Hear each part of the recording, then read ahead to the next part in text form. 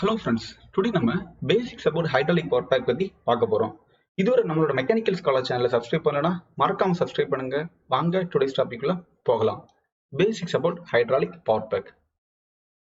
Hydraulic power packல பாத்தீங்க அப்படின்னா induction motor, hydraulic pump, breather, hydraulic valves, return line filter, oil level gauge, pressure relief valve, reservoir இதெல்லாம் use பண்ணிருப்பாங்க. And some of the other components என்ன அப்படின்னா magnet, suction line filter, accumulator, heat exchanger, separator or baffle plate. இந்த எல்லா காம்பனன்ட்ஸையும் step by step in டீடைலா நம்ம பார்க்கலாம். First drive motor. Hydraulic power பேக்ல 3 face induction motor, அதாவது ஏசி மோட்டார் யூஸ் பண்ணி hydraulic பம்பை drive பண்ணுவாங்க. இந்த இண்டக்ஷன் மோட்டார் ஹெச்பி, அதாவது ஹார்ஸ் பவரை பேஸ் பண்ணி தான் செலக்ட் பண்றாங்க. அந்த ஹார்ஸ் பவரை எப்படி கால்குலேஷன் மூலமா ஐடென்டிஃபை பண்றாங்க அப்படிங்கறத நெக்ஸ்ட் வீடியோல நம்ம பார்க்கலாம். அண்ட் 1 ஹார்ஸ் பவர் அப்படின்னா 745.7 watts. Next hydraulic pump. Power பேக்ல பாசிட்டிவ் டிஸ்பிளேஸ்மென்ட் பம்ப் யூஸ் பண்ணுவாங்க. இந்த பம்ப் ரன் ஆகும்போது வேக்யூம், அதாவது பம்ப் அண்ட் சக்ஷன் லைன் மத்தியில ஜெனரேட் ஆகும். இப்படி வேக்யூம் ஜெனரேட் ஆகுறதுனால சக்ஷன் நடக்கும். Hydraulic pump LPM or GPM base பண்ணி தான் செலக்ட் பண்றாங்க. அண்ட் இந்த எல்பிஎம் ஆர் ஜிபிஎம்மையும் எப்படி கால்குலேஷன் மூலமா ஐடென்டிஃபை பண்றாங்க அப்படிங்கறத நெக்ஸ்ட் வீடியோல நம்ம பார்க்கலாம். Next hydraulic valves. Hydraulic power பேக்ல various type of hydraulic valves use பண்ணுவாங்க. Some of the valves are directional control valve, pressure control valve, flow control valve. And இந்த வால்வ்ஸை பத்தி டீடைல் வீடியோஸ் ஆல்ரெடி நம்மளோட சேனல்ல அப்லோட் பண்ணியிருக்கேன். அந்த வீடியோஸை ஒரு வாட்டி பார்த்தீங்க அப்படின்னா இன்னும் கொஞ்சம் உங்களுக்கு ஈஸியா அண்டர்ஸ்டாண்ட் ஆகும். Next breather.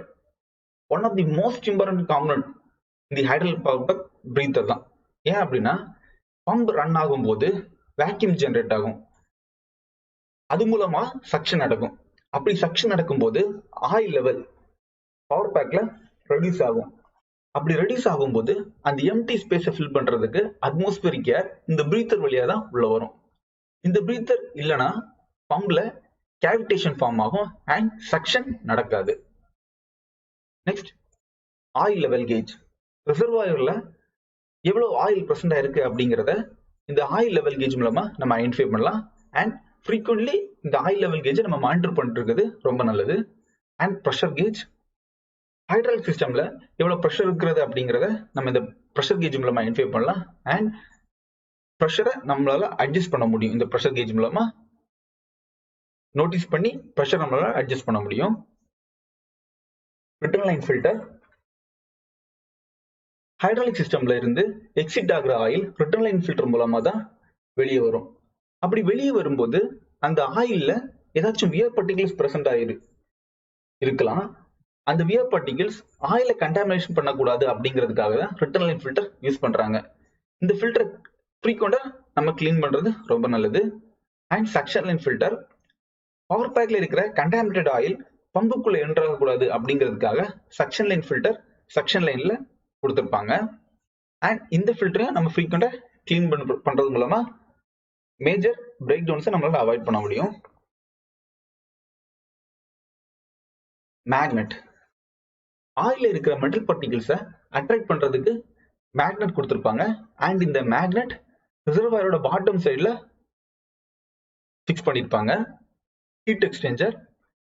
ஹைட்ராலிக் ஆயிலோட டெம்பரேச்சரை மெயின்டைன் பண்றதுக்காக ஹீட் எக்ஸ்சேஞ்சர் யூஸ் பண்றாங்க. டெம்பரேச்சர் மெயின்டைன் பண்ணல அப்படின்னா ஆயிலோட விஸ்காசிட்டி சேஞ்ச் ஆகும் அண்ட் அது மூலமா வேரியஸ் ப்ராப்ளம் கிரியேட் ஆகும். ஃபார் எக்ஸாம்பிள் ப்ரெஷர் பில்டப் ஆகுறதுல ப்ராப்ளம் கிரியேட் ஆகும் அண்ட் வேரியஸ் ப்ராப்ளம் இது மூலமா கிரியேட் ஆகும் விஸ்காசிட்டி ரெடியூஸ் ஆகுறது மூலமா.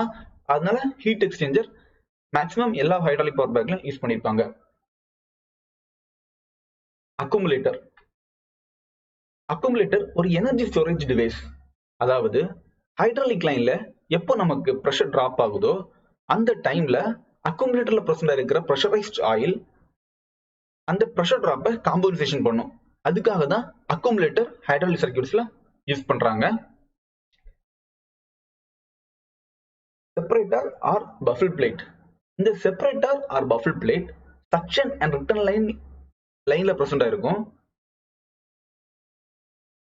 அதாவது ரிட்டர்ன் லைன்ல இருந்து வர ஆயில் டைரக்டா சக்ஷன் கம்பார்ட்மெண்ட்க்கு போகக்கூடாது அப்படிங்கிறதுக்காக இந்த separator or baffle plate suction line and return லைனுக்கு மத்தியில ரிசர்வாயர்ல பிரசன்ட் ஆயிருக்கும். பிகாஸ் ஆயில் ஏதாச்சும் கண்டாமினேஷன் இருக்கும் அண்ட் அந்த ஆயிலோட ஹீட் கொஞ்சம் அதிகமாக தான் இருக்கும் ரிட்டர்ன் லைன்ல வர ஆயில். அப்போ ரிட்டர்ன் லைன்ல வர ஆயில் ஸ்டாக்னன்ட் ஆகுறதுக்கு கொஞ்சம் டைம் கொடுத்தா அந்த ஆயில் இருக்கிற கண்டாமினேஷன் ரிசர்வாயர் பாட்டம்ல டெபாசிட் ஆகும் and at the same time ஆயிலோட டெம்பரேச்சர் கொஞ்சம் ரெடியூஸ் ஆகும். அதுக்காக தான் செப்பரேட்டர் ஆர் பஃபிள் பிளேட் ரிசர்வாயர்ல யூஸ் பண்றாங்க. ஓகே ஃப்ரெண்ட்ஸ், இந்த டாபிக் உங்களுக்கு புரிஞ்சிருக்கும்னு நினைக்கிறேன். மறக்காம நம்மளோட மெக்கானிக்கல் ஸ்காலர் சேனலை சப்ஸ்கிரைப் பண்ணுங்க அண்ட் அந்த பெல் பட்டனை பிரஸ் பண்ணுங்க. அப்போதான் நெக்ஸ்ட் நான் அப்லோட் பண்ற வீடியோ உங்களுக்கு நோட்டிபிகேஷன்ஸ்ல காமிக்கும். நெக்ஸ்ட் வீடியோல மீட் பண்ணலாம். Have a wonderful day. Thank you.